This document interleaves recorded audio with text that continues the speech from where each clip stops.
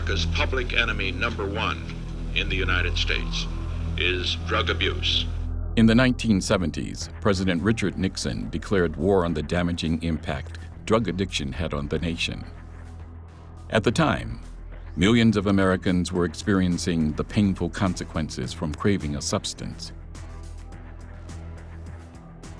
Craving addictive drugs above all else. A craving that led to the loss of health, productivity, relationships, and happiness. What's more, the world of the addict can be a lonely, desperate place. Your life is really organized around your substance. One study showed an alcoholic thinking about alcohol once every 10 seconds during his waking life. If you talk to people who are addicted to cocaine or heroin, they think about it all the time. In spite of all the efforts and resources put into the war on drugs, the number of drug addiction cases has only grown since the 70s.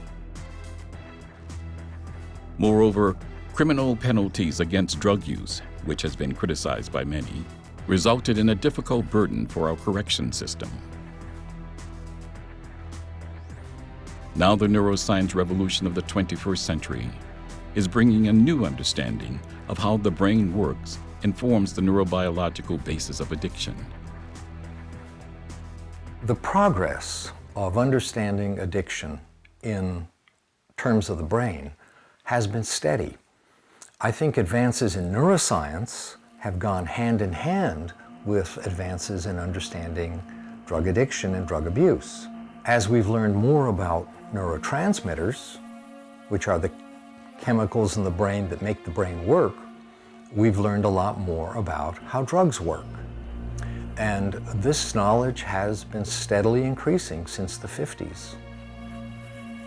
Surprisingly, there is a neurobiological substrate that connects the survival of our species, the well-being of every individual, and the very heart of what it means to be human, connects them all with drug abuse.